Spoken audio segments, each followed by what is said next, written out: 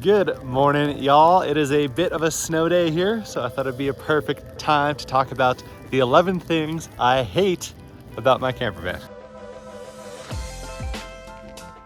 Okay, so I got my little notepad here. I'm gonna be looking down at this to try and cover all the stuff that I wanna talk about. So if you've been following the channel, you know that this is the second camper van. I've spent thousands of hours thinking about this topic. I think overall, with a lot of the big decisions that I made in this van in particular, such as like the overall layout, they're as good as they could possibly be. The things that I hate about this van, or the things that I would change in order to make what I would consider to be the perfect exploration vehicle, are more like incremental changes at this point. If you guys would like me to make the opposite of this video on all of the really big things that I think are really good or close to perfect, I'm happy to do that if this video gets at least 1,000 likes. So make sure to press that like button to show me that that's what you want. And with that, let's dive into the 11 things that I hate about this van. Thing number one, I've touched on this in a couple of videos, and for me, it is one of the most painful things in this van build. It is the latches that I used on all of the different cabinets. The two main things that I hate about them are that A, they poke out and they're kind of sharp, so you catch on them all the time when you're going back and forth throughout the van. Thing number two is they kind of rattle around a lot while you're driving. When I picked these latches originally, I literally ordered like 11 different latches, all different styles that I could find on the internet, and did individual side-by-side comparison. Turns out I kind of over-rotated on the aesthetically pleasing aspect of these latches. I do think that they look beautiful, but I just don't think they're very well engineered overall. And my girlfriend really wanted me to mention this for the closet cabinet in particular. I took a latch, mounted it, and then I had to use magnets instead of the actual latch just because they only really work on drawers. And the magnets that I use are really strong, so they keep the closet closed, but every time you open it, you have to use a lot of force. And she basically says that a lot of the cabinets in here are not girlfriend proof. I'm currently thinking about how to redesign the perfect van latch from the ground up and manufacture my own latches for vans, because it is something that I've put an incredible amount of thought into. But that pretty much covers it for thing number one. Thing number two is all of the panels in this van, or at least most of them, I tried to save on the weight factor to try and make the van build lighter overall by not using Baltic birch wood. If I were to do this again, I would just use Baltic birch for all of the wood paneling and the whole build. Baltic birch is just such a solid wood for van builds because it's super strong and it just like holds paint really well. I think overall I saved maybe 20 or 30 pounds of weight in the whole van build, but the downside of that is that the paint is kind of cracking on a lot of the panels already. And there's been situations where like there's a hollow portion of the plywood that just completely falls out and I have to fill it, repaint the surface. It's been pretty much a nightmare. If I were to do another build, I would just do Baltic birch everywhere. Thing number three is pretty relevant to the winter conditions that we're in right now. I think if I were to do another van build, I would try and run all of the water pipes and all of the electrical wiring on the inside of the van as much as possible. On this van, I ran all of the pipes and wires underneath the van because in my mind, I thought it would be a lot easier to get access to those things if I needed to add more wires or add more pipes, or if a pipe burst and I needed to fix it, they'd be really accessible underneath the van. But the obvious downside is that like pipes underneath the van freeze. So in order to create a 4-season camper, I had to put like heat tape on those and insulate them. And it works decently, but I think the best solution would be figure out how to run the pipes inside the van where you can benefit from all the other heat that you have inside here. And the wires as well, having them outside, they just get super dirty and crusty. Every time I have to go under there and modify the wiring, I get covered head to toe in like road grime that's kind of built up in the wires. I do think it's really important to keep the pipes and the electrical super easily accessible so that when your van's in a perpetual earthquake driving down the highway and something inevitably breaks, you can fix it easily. But I think I'm going to figure out a way to run them on the inside of the van for my next build. Thing number 4, I learned after getting a girlfriend when my van was already done. I think it's worth having a permanent cooktop built into your galley. I personally do 100% of my cooking in the microwave, but now that I have a girlfriend and she comes on trips with me, she uses the cooktop to make us nice, healthy, home-cooked meals. And it's a little bit annoying for her to like take the portable induction cooktop out, set it on the counter, plug it in. There's an extra wire going around. It would just be a little bit more convenient to have it built in. Thing number 5 is really frustrating because you guys probably saw I made 3 different floor videos. I spent almost $5,000 just making 3 different versions of the floor in this van to try and make the absolute perfect floor. And it turns out that the floor material, like the top part of the floor, I don't like very much. I ended up using a brand called Lawn Seal, which is used in like yachts and private planes. And I've heard tons of good reviews around it on the internet.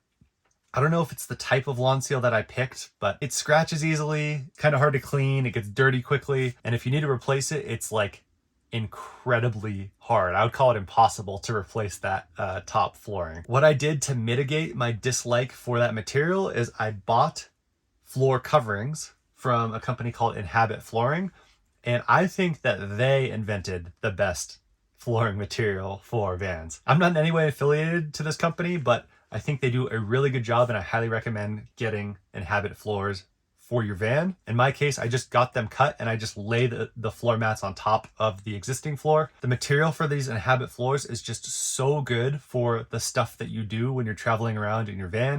It doesn't get dirty very easily. It's super easy to clean. You can like pull the mats out and pressure wash them. I think in my next van, I'm probably going to just build the functional part of the floor out of like plywood and then just get custom cut Inhabit floor mats and make that the part of the floor that you see. Thing number 6, unfortunately, is also floor related. I think a lot of people do what I did in this van, where you basically just take a big piece of plywood and cut it to perfectly fit the floor of the Sprinter van. And then you put all your cabinets and everything on top of the floor. The downside is that it makes it so that the floor is not removable. So if you get like water trapped underneath the floor, or for any reason you need to fix something under the floor, you're basically screwed. Like there's no way you're getting the floor up. And I just hate that feeling of not being able to fix the thing that I built. Everything else in this van is very fixable. In my next van build, I'm basically going to do the floor as one of the last steps and basically cut it so that it goes around all the cabinets and each floor panel bolts to the floor and can be removed or replaced if needed. Number 7, you guys might know that I built the entire van out of these 80/20 aluminum extrusions. I think that in general, the aluminum extrusion idea is great because it creates a giant metal framing for the entire van build. I'm pretty confident that even if I got in like a 60-mile-an-hour crash, the entire build would stay pretty much put, or as put as it's going to be. Way more put than if you built everything out of plywood. The thing that I would change is in this van, I think I over-engineered it by using the 15 series 80/20 aluminum extrusions. I think in my next van build, I would use the, I think it's the 10 series, the 1" by 1" aluminum extrusions. And what that would do is effectively save a ton of space in all of my cabinets. And with the nature of how strong these aluminum beams are, I think the 1" by 1" would be strong enough to accomplish the goal of having a safe van in the case of a bad crash.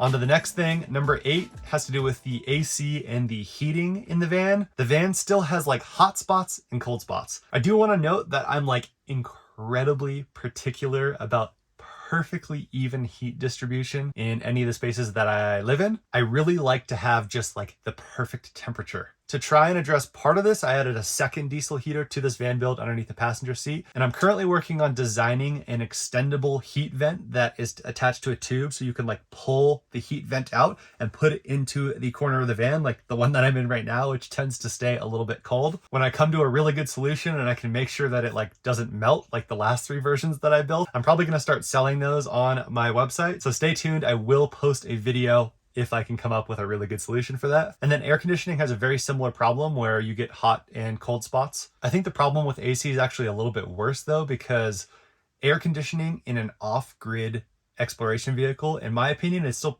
pretty much an unsolved problem. You need so much power for an air conditioner to work that even like the 12 volt DC hand built in America air conditioner that I have, it works pretty well. It definitely takes the edge off on like 100-degree day, but it does not keep the van anywhere close to like an air conditioned home.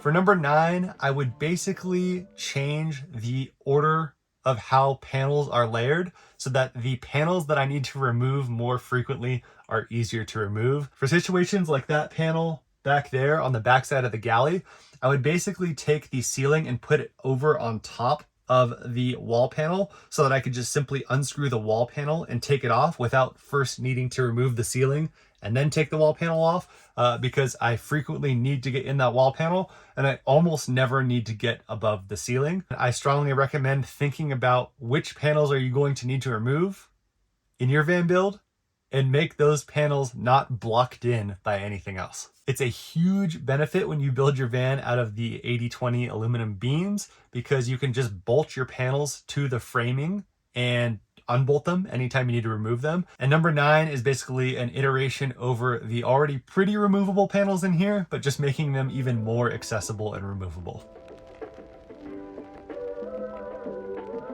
Number 10 is something I kind of recently realized over time using this van, and I really tried, as most people should, to take any open space in any of the cabinets that I built and turn them into a storage compartment, like a drawer or a cabinet. I think that ideology is great. You want to use all the space that you have. But the mistake that I made and the recommendation that I have for you guys is I favored more tinier storage spaces. So I have like a couple tiny drawers on the front of the galley. I have some really thin drawers where I could fit them above the fridge and below the clothing closet. They're just not that usable. So yeah, I recommend combining any little tiny drawers or storage compartments into one medium-sized drawer or storage compartment. And then finally, last one, number 11, more electrical.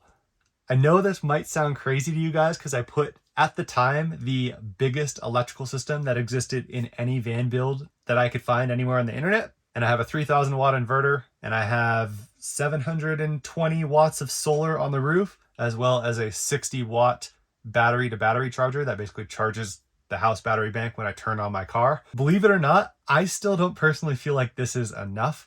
I'm constantly thinking about how much electricity I have day to day. And when I spent as much money as I did on this electrical system, the hope was that I kind of just never had to worry about it. On this particular topic, I've put an insane amount of thought into like what would be the most ideal way to solve the electrical problem.